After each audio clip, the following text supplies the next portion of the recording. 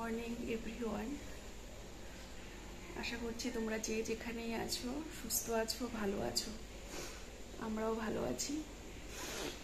আর ঘড়িতে বাজে এখন ভোর 5:30। তো এখন উঠলাম।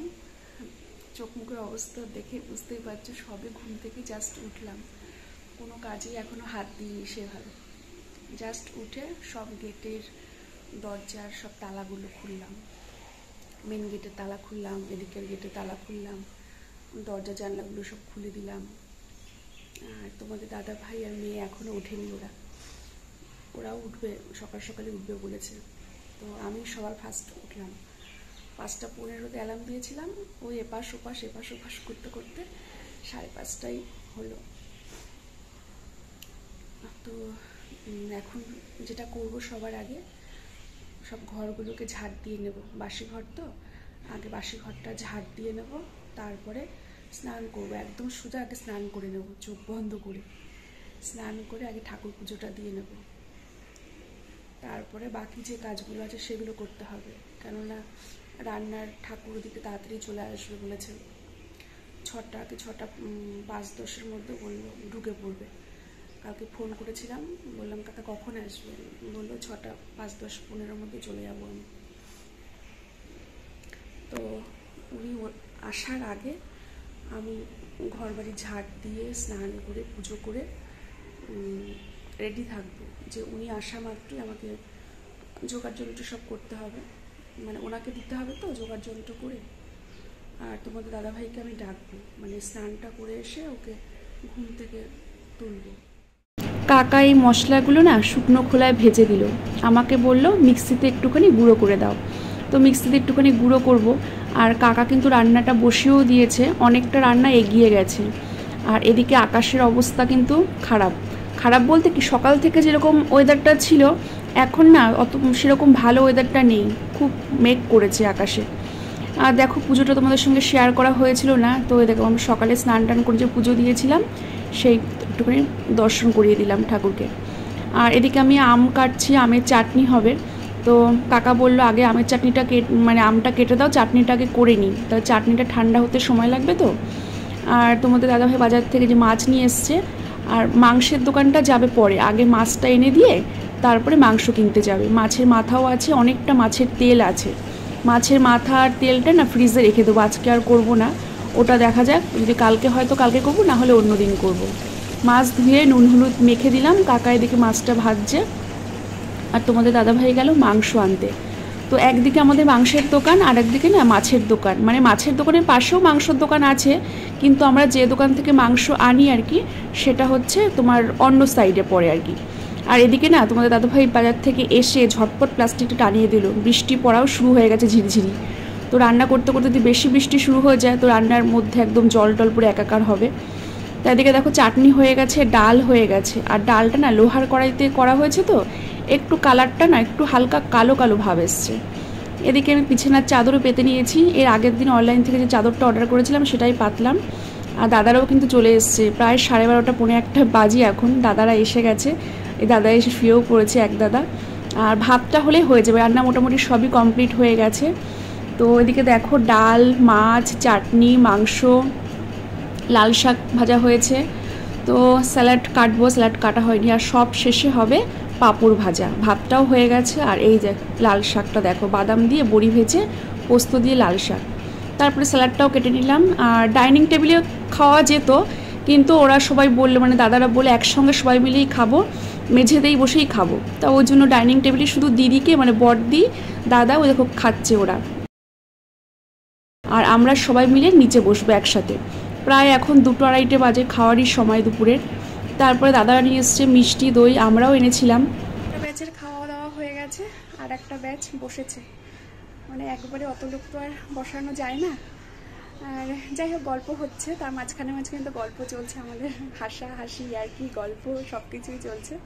আর অনেকক্ষণ পর তোমাদের সামনাসামনি এসে একটু কথা বলার মতো সুযোগ পেলাম। তো সকাল থেকেও না, ভোর থেকে তো একভাবেই কাজ চলছে। তো আমরাও খেতে বসবো, আগে ওদেরকে সবাইকে দিয়ে নিই।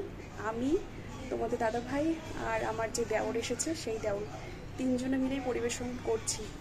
ওদেরকে সবাই মানে মোটামুটি কমপ্লিট হয়ে গেছে, এই ব্যাচটাই হলেই হয়ে যাবে। তো ওদের হয়ে গেলে তারপরে আমরা তিনজনে একসাথে বসবো। ওরা বলছে আমাদের সাথে বসো বসো, একসাথে বসো। তা দুটো ছেলে মানুষ একা একা পরিবেশন করতে পারে বলো? তো ওই জন্য আমি একটু আছি ওদের সাথে। তো সব কিছুই তো শেয়ার করেছি একটু একটু করে। খাওয়া দাওয়াটা কমপ্লিট হোক, তারপরে আমাদের ফুল মরশুম চলবে, সারা রাত আজকে আড্ডা হবে। তাই ওরা সব বলা বলি করছে যে আজকে কেউ ঘুমাবো না,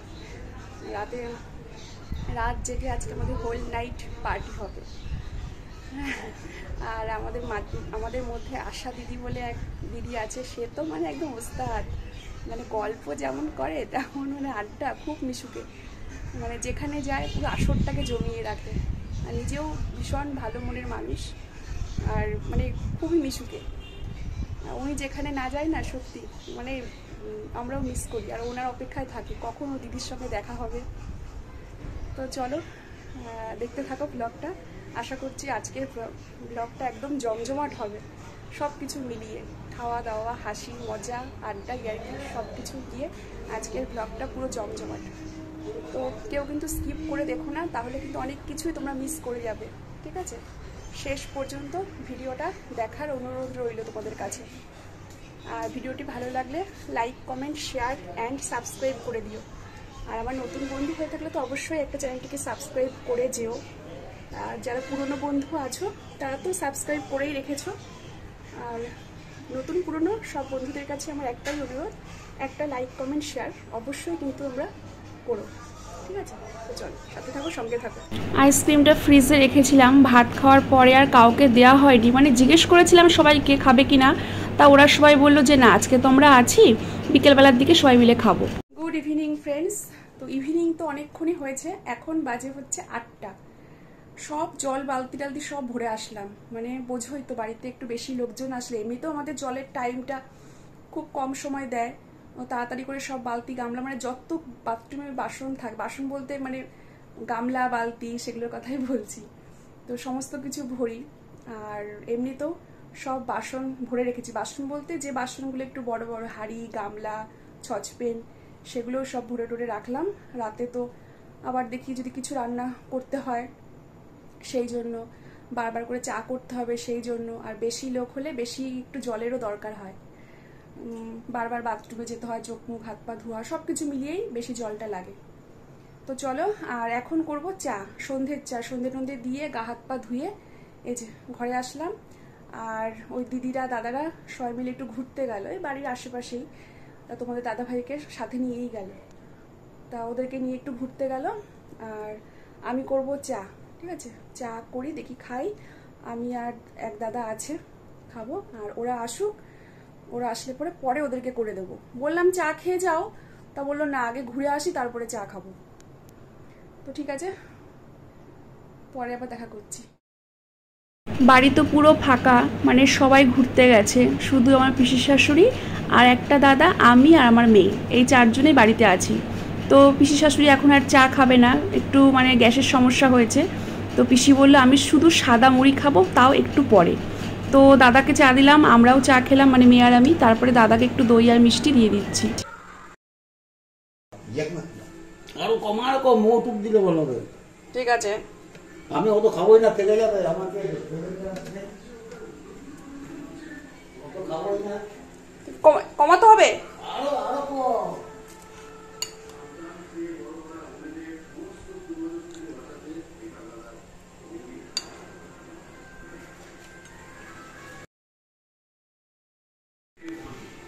আবার তুলতে যাই গো, দেখো দেখি।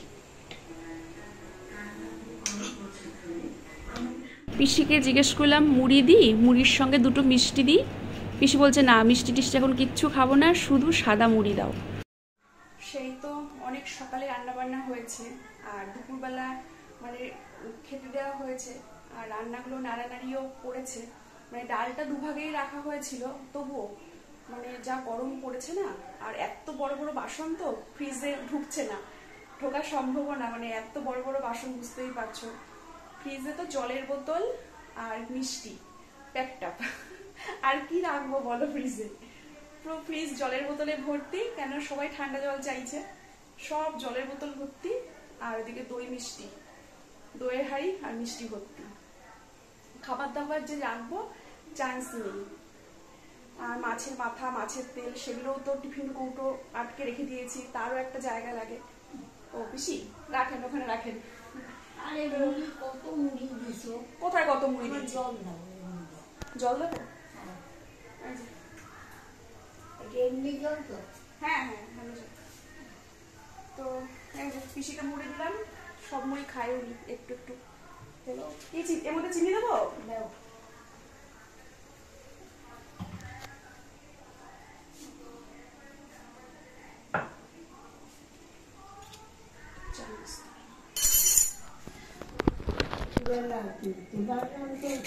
হ্যাঁ না, রান্না সবই আছে, শুধু ভাত করবো।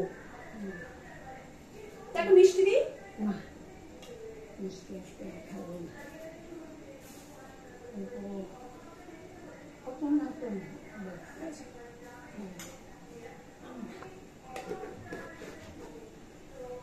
এটা নেব? হ্যাঁ হ্যাঁ সবই খাওয়ার জল। আচ্ছা। তো যাই হোক, পিসি থেকে তখন বললাম মিষ্টি দিয়ে, পিসি বলছে না মিষ্টি দিয়ে মুড়ি খাবো না, শুধু মুড়ি খাবো। তো একটুখানি শুকনো মুড়ি খেয়েছিল, তারপরে বললো তাহলে দাও একটুখানি চিনি। তাও মিষ্টি দেবে না, শুধু চিনি দিয়ে আর জল মিশিয়ে একটুখানি মুড়ি খাবে। আসার পর থেকে বেশি শরীরটা ভালো লাগছিল না, মানে গাড়ি করে এসছে তো, মানে গাড়িতে উঠে নাকি বেশি মাথা ঘোরায় আর বমিও পাচ্ছিল। আমাদের বাড়িতে এসে বমিও করেছে, আর দুপুরবেলা সেরকম খেতেও পারিনি, অল্প অল্প করে একটু একটু করে জোর করে তাও দিয়েছি। তারপরে আসার পর থেকে বেশি শুয়েও ছিল, আমরা বেশি শুয়ে থাকে, এসে খাটের মধ্যে শুয়েছিল। আর চাও খাইনি, হচ্ছে না চা খেতেও ইচ্ছা করছে না। তো অনেকবার করে বললাম চা করে দিই, তার বেশি বলছে না রাত্রে একবারে খাবো।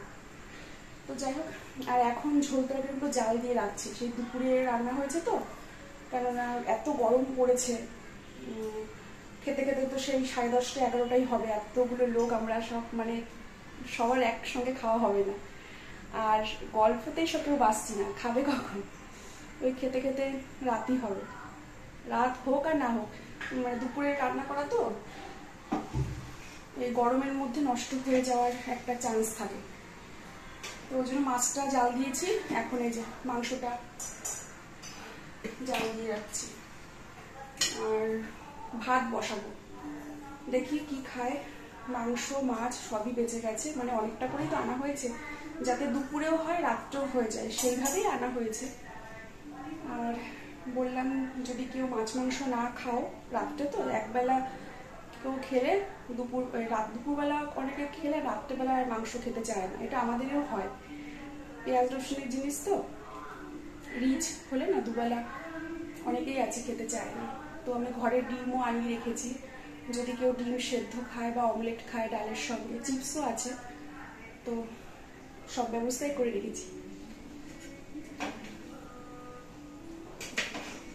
তোমাদের দাদা ভাইকে লিকার চা করে দিলাম, আর ওরা এখনো আসেনি, আমাকে বারবার করে যেতে বলছিল চলো ঘুরে আসি, আমাদের সঙ্গে চলো, কিন্তু ওই যে আমি যদি যাই তাহলে এদিকের এতগুলো কাজ কে করবে বলো? এই জল ভরা, সন্ধে দেওয়া, এই যে চা করা, 2-1 কাপ তো চা করতে হচ্ছে, তারপরে যে ঝোল তরকারি জাল দেওয়া, তাই না? এগুলো কে করতে বলো? তোমাদের দাদা ভাই কিচ্ছু পারে না, কিচ্ছু না। তা ওই যেতে তো ইচ্ছা করছিল, মানে যাই ঘুরতে যাই ওদের সাথে, কিন্তু এই কাজের চিন্তা করে আর গেলাম না। এখন কটা বাজে জানো বন্ধুরা? এখন বাজে প্রায় 3টে, মানে রাত 3টে। 12টার সময় খেয়ে দিয়ে উঠে সেই যে আমাদের আড্ডা শুরু হয়েছে, 3 ঘন্টা ধরে আমাদের আড্ডা চলেছে জানো, তারপরে নাচ গান সব কিছু হয়েছে। তোমাকে আবার ভাইরাল করে দেব। আমার যে কি তুমি নাচবা তখন দেখো, বলে কি এই যখন নাচবো তখন দেখো বিরাম হয়ে যাবে, ভিডিও দিবে। না চন্দন কি হলো? অ্যাড্রেস কি বাড়ি? বাড়ি আছে কি আছে? ঠিকানাটা বলো। ঠিকানাটা বলো। যাই যাচ্ছি দীঘায় গিয়ে ঠিকানা বলে চন্দননগরের ঠিকানা দিচ্ছে কে? ওই যে বলে কি তুমি কি করতে পড়তে এসছো? চন্দননগর থেকে এখানে এসছো, ওখান থেকে এখানে কি করতে এসছো?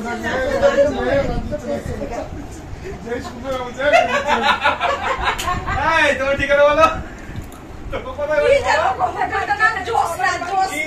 জল